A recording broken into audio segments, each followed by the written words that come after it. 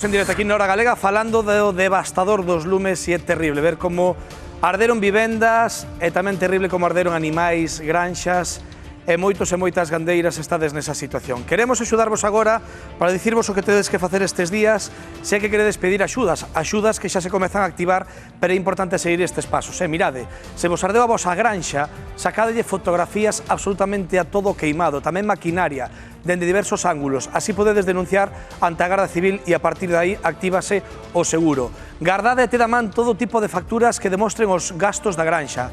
Se pagastes forraxe pro inverno, se pagastes algún trator para empacar ou enrolar esta temporada, algún arranxo de maquinaria, todo serve para despois reclamar. E comunicade a perda do gando queimado, a perda do gando que houve nestes incendios, por exemplo, a unidade veterinaria máis próxima ou incluso a oficina agraria. Todo iso pode axudarvos nos próximos días e polo menos aliviar a dor, por exemplo, que ten un gandeiro de Tribes, que hoxe coñecemos, David, e que, mirade, perdeu directamente a súa granxa porque lle ardeu con estes lumes. Salvou as súas 50 vacas porque estaban fora nese momento, que senón tamén ían co lume porque dous becerros que estaban dentro desa cuadra tamén faleceron. Agora de que non ten onde meter as vacas, non ten pasto que tamén ardeu e tamén lle arderon os 500 rolos de erva seca que tiña, mirade.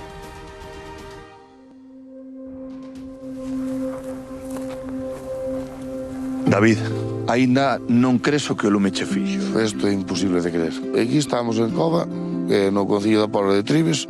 Eu aquí tiña unha cuadra para cebar os terneros, tiña un alpendre para meter o ganado de inverno.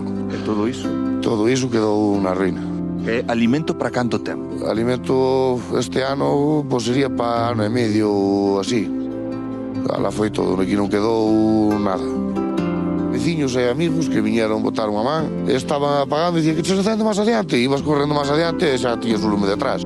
En 22, 23 minutos estaba xa dentro da cuadra.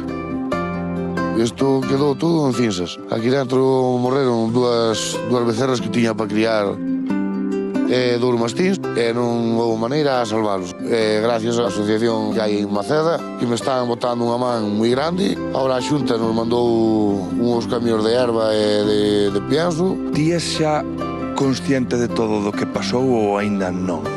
Non chegas a ser consciente de todo.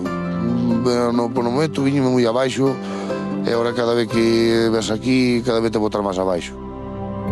Aquí para atrás estaban os animales, tiñaos con cama, auga, comida, e pois claro, agora non quedou nada. Comida, ben ves o que quedou, quedan cinzas, non queda outra cousa.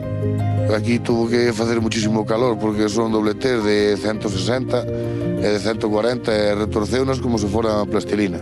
Deixamos atrás o que queda da túa nave, non? Do acubillo dos teus animais, pero que aquí tamén tiñas algo importante, que tiñas un depósito de combustible aquí. O depósito non quedou nada de, alá foi.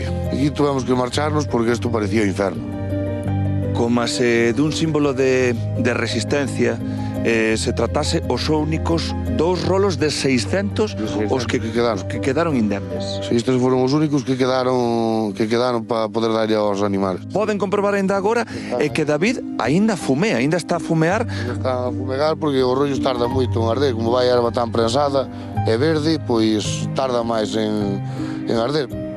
Conseguimos salvar estas que estaban aí por encima nuns prados, que estaban rodeadas de monte, e démolas salvado das lapas por segundos. Aquí agora mesmo hai unhas 38 cabezas. Agora que? Agora hai que moito traballo por diante, hai que levantar cierres, entonces, a ver, hai que ir pouquinho a pouco e a ver se nos levantamos.